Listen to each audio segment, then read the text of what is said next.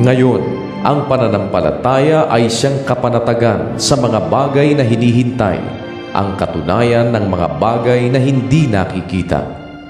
Sapagkat sa pamamagitan nito, ang mga matanda ay sinaksihan. Sa pananampalataya ay natatalastas natin na ang sanglibutan ay natatag sa pamamagitan ng salita ng Diyos. Ano pat ang nakikita ay hindi ginawa sa mga bagay na nakikita. Sa pananampalataya, si Abel ay naghandog sa Diyos ng lalong mabuting hain kaysa kay Cain. Sa pamamagitan nito'y sinaksihan sa kaniyang siya'y matuwid, na nagpapatotoo ang Diyos tungkol sa kaniyang mga kaloob, at sa pamamagitan nito, patay na siya ay nagsasalita pa. Sa pananampalataya, si Enoch ay inilipat upang huwag niyang makita ang kamatayan, at hindi siya nasumpungan sapagkat siya'y inilipat ng Diyos, sapagkat bago siya inilipat ay pinatotohanan sa kaniyang siya'y naging kalugod-lugod sa Diyos.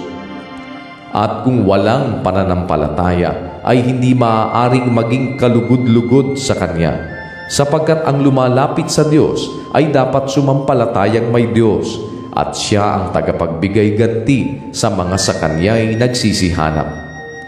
Sa pananampalataya si Noe, nang paunawaan ng Diyos tungkol sa mga bagay na hindi pa nakikita, dala ng banal na takot, ay naghanda ng 100 sa ikaliligtas ng kaniyang sambahayan, na sa pamamagitan nito ay hinatulan niya ang sanglibutan at naging tagapagmana ng katwiran na ayon sa pananampalataya.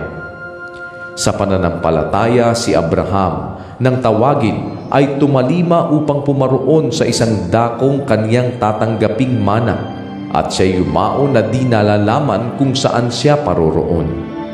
Sa pananampalataya siya'y naging manglalakbay sa lupang pangako, na gaya sa hindi niya sariling lupa, at tumahan sa mga tolda na kasama si Isaac at si Jacob, na mga tagapagmana ng isang pangako na kasama niya.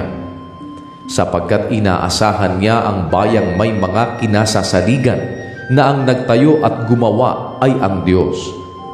Sa pananampalataya, si Sarah rin ay tumanggap ng lakas upang ipaglihi ang binhi, nang lipas na ang kanyang gulang, palibhasa'y inari niyang tapat ang nangako.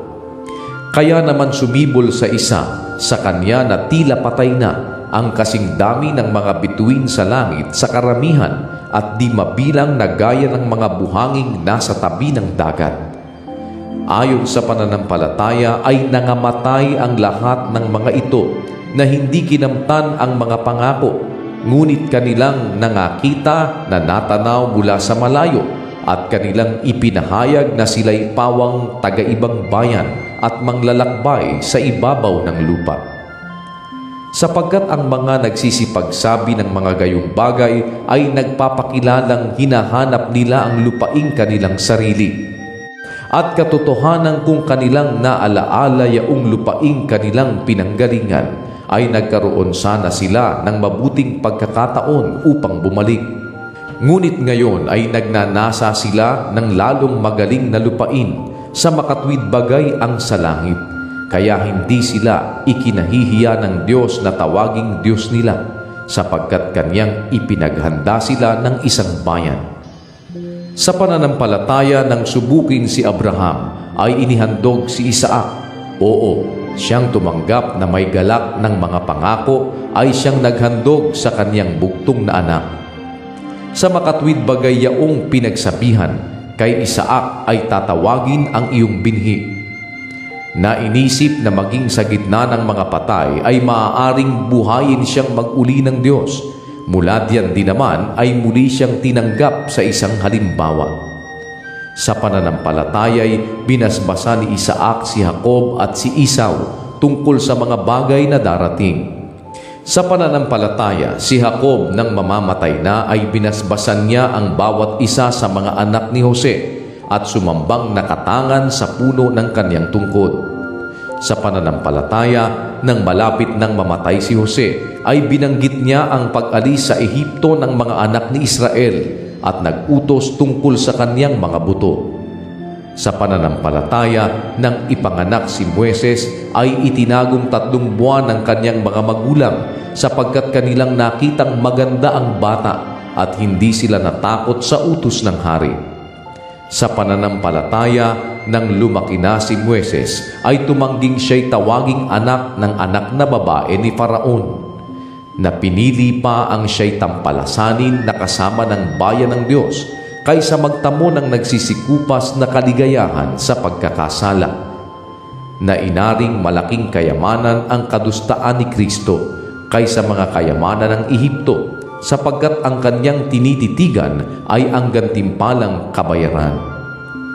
Sa pananampalataya'y iniwan niya ang Ehipto na hindi natakot sa puot ng hari, sapagkat nagtitiyagang tulad sa nakakita niya di nakikita. Sa pananampalataya'y itinatag niya ang Paskwa at ang pagwiwisik ng dugo upang ang manglilipol sa mga panganay ay huwag silang lipulin. Sa pananampalataya'y nagsipagdaan sila sa gitna ng dagat na mapula na gaya ng salupang tuyo, na nang subuking gawin ito ng mga taga-Ehipto ay pawang nangalunod. Sa pananampalataya'y nangalagpak ang mga kuta ng Jericho pagkatapos na makubkob na 7 araw. Sa pananampalataya'y hindi napahamak na kasama ng mga manunuyay ang patutot na si Rahab, na tumanggap na payapa sa mga tiktik. At ano pa ang aking sasabihin? Sapagkat kukulangin ako ng panahon kung sasaysayin ko ang tungkol kay Gideon, kay Barak, kay Samson, kay Hefte, tungkol kay David, at kay Samuel, at sa mga propeta. Na ang mga ito, sa pamamagitan ng pananampalataya'y nagsilupig ng mga kaharian, nagsigawa ng katwiran, nangagtamo ng mga pangako, nangagtikom ng mga bibig ng mga leon. Nagsipatay ng bisa ng apoy, nangakatanan sa talim ng tabak, nagsilakas sa kahinaan, naging mga makapangyarihan sa pakikipagbaka, nangagpaurong ng mga hukbong taga-ibang lupa. Tinanggap ng mga babae ang kanilang mga patay sa pamamagitan ng pagkabuhay na mag-uli, at ang iba'y nangamatay sa hampas na hindi tinanggap ang kanilang katubusan upang kamtin nila ang lalong mabuting pagkabuhay na mag-uli. At ang iba'y nangagkaroon ng pagsubok sa pagkalibak at pagkahampas, oo, bukod dito'y sa mga tanikala at bilangguan naman. Sila'y pinagbabato, pinaglalagari, pinagtutukso, pinagpapatay sa tabak. Sila'y nagsilakad na paruot parito na may balat ng mga tupat kambing, na mga salat, nangapipighati, tinatampalasan. Nasa mga yaon ay hindi karapat-dapat ang sanlibutan, na nangaliligaw sa mga ilang at sa mga kabundukan at sa mga yungib at sa mga dungga ng lupa.